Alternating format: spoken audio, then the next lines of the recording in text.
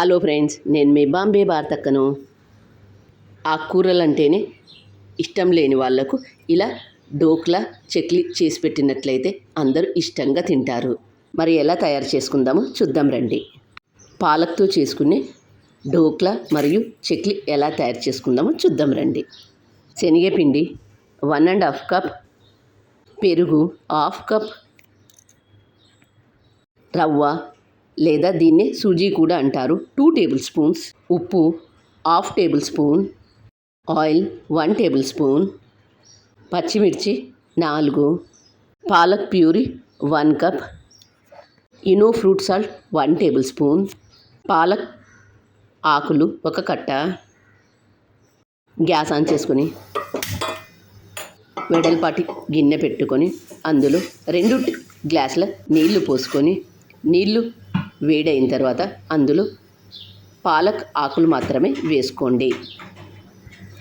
పాలక్ ఆకులు వేసుకున్న తర్వాత 2 నిమిషాలు ఉడికించుకొని వీటిని ఇలా ఉడికించుకున్న వాటిని చల్లటి నీళ్ళల్లో వేసుకోండి. ఇలా వేసుకోవడం వల్ల కలర్ చేంజ్ కాకుండా ఉంటుంది. చల్లటి నీళ్ళల్లో నుంచి తీసి ఒక మిక్సీ జార్లోకి వేసుకోండి. మిక్సీ జార్లోకి తీసుకున్న తర్వాత అందులోనే పచ్చిమిరపకాయలు వేసుకొని ఉప్పు వేసుకొని మెత్తగా మిక్సీ చేసుకోండి. ఒక గిన్నెలోకి 1½ కప్ శనగపిండి, 2 టేబుల్ స్పూన్స్ సూజీ లేదా దీన్నే రవ్వ అంటారు, 1 కప్ పాలక్ ప్యూరీ, 1/2 కప్ పెరుగు, ఆయిల్ 1 టేబుల్ స్పూన్ వేసుకొని దీన్నంతా ఒకసారి బాగా కలుపుకోండి. ఎక్కడ ఉండలు లేకుండా అంతా బాగా కలుపుకోండి. ఇలా కలుపుకున్న తర్వాత దీన్ని ఒక 15 నిమిషాలు పక్కన పెట్టండి. ఎందుకంటే ఇందులో రవ్వ వేసాం కాబట్టి బాగా నానుతుంది. కేక్ టిన్ తీసుకొని అందులో 1/2 టేబుల్ స్పూన్ ఆయిల్ వేసుకొని అంతా అప్లై చేసుకోండి. ఇలా అప్లై చేసుకోవడం వల్ల డోక్లా తీసేటప్పుడు ఈజీగా వస్తుంది. గ్యాస్ ఆన్ చేసుకొని ఒక బాండీ పెట్టుకొని అందులో 1 గ్లాస్ నీళ్లు పోసుకొని రింగు లాంటి స్టాండ్ పెట్టుకోండి. 15 నిమిషాల తర్వాత మూత తీసి మరొకసారి అంతా బాగా కలుపుకోండి. ఇలా బాగా కలుపుకున్న తర్వాత అందులో 1 table spoon Eno fruit salt వేసుకొని దాని మీద 2 టేబుల్ స్పూన్స్ నీళ్లు వేసుకొని పిండినంతా ఒకసారి బాగా కలుపుకోవాలి.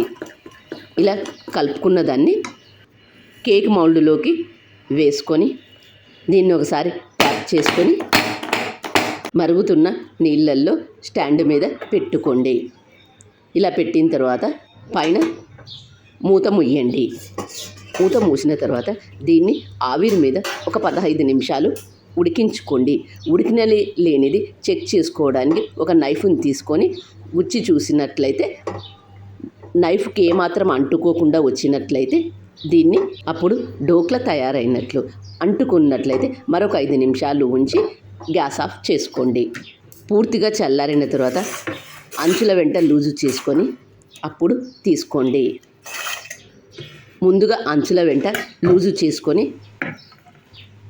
ప్లేట్లోకి తీసుకోండి. గిన్నెకి ఏమాత్రం అంటుకోకుండా ఎంత బాగా వచ్చిందో చూడండి. నూనె అప్లై చేయడం వల్ల ఈజీగా వచ్చింది. ఇలా తీసుకున్న తర్వాత వీడియో చూపించిన విధంగా కట్ చేసుకోండి. స్క్వేర్ షేప్లో కట్ చేసుకోండి. ఇలా కట్ చేసుకున్న తర్వాత ఈ డోక్లాకి ఇప్పుడు పోపు వేసుకుందాం. చూడండి డోక్లా ఎంత బాగా వచ్చిందో, ఎంత స్పాంజీగా ఎంత బాగా వచ్చిందో. ఇలా రంధ్రాలుగా వచ్చినట్లయితే డోక్లా బాగా వచ్చినట్లు. చూస్తేనే అర్థమవుతుంది కదా డోక్లా ఎంత బాగా వచ్చిందో. పోపు పెట్టుకుందాం. గ్యాస్ ఆన్ చేసుకొని పోపు గరిటె పెట్టుకొని ఆయిల్ 1 టేబుల్ స్పూన్ వేసుకొని అందులో సన్నటి ఆవాలు వేసుకోండి.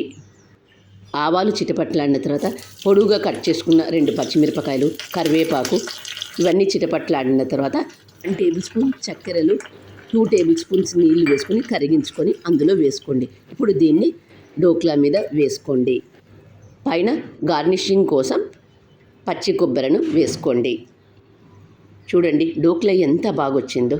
మీరు కూడా ఈ డోక్లాను తప్పక ట్రై చేయండి. పాలక్తో చెక్లీ ఎలా తయారు చేద్దామో చూద్దాం రండి.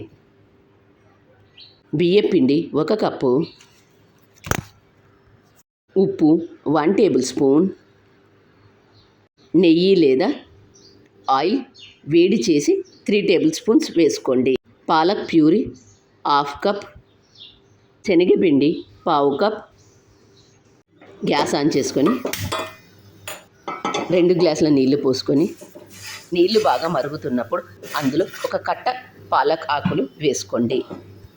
పాలక్ ఆకులను 2 నిమిషాలు ఉడికించుకొని ఇలా ఉడికించుకున్న పాలక్ ఆకులను చల్లటి నీళ్ళల్లో వేసుకోండి. చల్లటి నీళ్ళల్లో వేసుకోవడం వల్ల కలర్ మారకుండా ఉంటుంది. ఇప్పుడు దీన్ని ఒక మిక్సీ జార్లోకి వేసుకొని అందులో పచ్చిమిరపకాయలు వేసుకొని ఉప్పు వేసుకొని వీటన్నిటిని మెత్తగా మిక్సీ చేసుకోండి. వెడల్పాటి ప్లేట్ తీసుకొని అందులో 1 కప్పు బియ్యపిండి వేసుకొని 1/4 కప్పు శనగపిండి వేసుకొని వాము వేసుకొని 1 టేబుల్ స్పూన్ వాము వేసుకొని, వాము వేసేటప్పుడు ఎప్పుడే కానీ క్రష్ చేసి వేసుకోండి. ఉప్పు వేసుకొని పొడి పదార్థాలన్నింటినీ ఒకసారి బాగా కలుపుకొని నెయ్యి వేడి చేసుకొని అంతా బాగా కలుపుకోండి. ఇలా నెయ్యి వేసి బాగా కలుపుకోవడం వల్ల చెక్లీలు గుల్లగా వస్తాయి. ఇప్పుడు ఇందులో పాలక్ ప్యూరీ వేసుకొని అంతా బాగా కలుపుకోండి. నీళ్లు ఏమాత్రం వేసుకోవద్దు. అవసరమైతే చేతిని తడి చేసి మాత్రమే కలుపుకోండి. బాగా కలుపుకున్న తర్వాత ఈ పిండిని చెక్లాల మౌల్డ్కు కొద్దిగా ఆయిల్ అప్లై చేసుకొని పిండిని అందులో పెట్టుకోండి. స్టార్ గుర్తున్న బిళ్ళను అందులో పెట్టుకొని పిండి పెట్టుకొని మూత మూసుకొని ఇప్పుడు వీటిని ఒక న్యూస్ పేపర్ మీద కానీ లేదా బటర్ పేపర్ మీద కానీ ఇలా వీడియోలో చూపించినట్లు చేసుకోండి. ఇలా చివర్లను బాగా అతికించుకోండి, లేదంటే నూనెలో వేసినప్పుడు విచ్చుకుంటాయి. అలాగే మిగతా వాటన్నింటిని కూడా తయారు చేసుకోండి. గ్యాస్ ఆన్ చేసుకొని ఒక బాండీ పెట్టుకొని అందులో డీప్ ఫ్రైకి సరిపడినంత ఆయిల్ తీసుకోండి. ఆయిల్ బాగా వేడైన తర్వాత ముందుగా మనం చేసుకున్న వాటిని ఒక్కొక్కటిగా ఆయిల్లో వేసుకొని ఆయిల్లో వేసిన వెంటనే కలపవద్దు. ఒక సైడు కొద్దిగా కాలిన తర్వాత మరొక సైడు తిప్పి వేసుకోండి. అలాగే 2 వైపులా కాల్చుకున్న తర్వాత ఒక ప్లేట్లోకి తీసుకుందాం. చెక్లీ కాలినది లేనిది ఎలా తెలుస్తుంది అంటే నూనెలో ఉండే నురగంతా తగ్గిపోయినట్లయితే చెక్లీ బాగా కాలినట్లు. అలాగే మిగతా వాటన్నింటిని కూడా వేసి కాల్చుకోండి. ఎప్పుడు ఒకే రకం చెక్లీ కాకుండా ఇలా పాలక్తో కూడా చెక్లీ చేసుకున్నట్లయితే ఎంతో బాగుంటుంది. ఒకసారి చేసి పెట్టుకుంటే 15 రోజులైనా నిలువ ఉంటాయి. ఈ పాలక్ చెక్లీను మీరు కూడా తప్పక ట్రై చేయండి. మరి మీకు ఎలా వచ్చాయో నాకు కామెంట్ చేసి చెప్పండి. నా ఛానల్ కొత్తగా చూసేవాళ్ళు సబ్స్క్రైబ్ చేసుకోండి. చెక్లీ చూడండి, ఒకటి తుంచి చూపిస్తాను. ఎంత క్రిస్పీగా ఎంత బాగా వచ్చాయో. పళ్ళు లేని వాళ్ళు కూడా తినగలిగేంత క్రిస్పీగా ఉండే చెక్లీ. మరొక కొత్త రెసిపీతో మేము ముందుకు వస్తాను. Thank you for watching.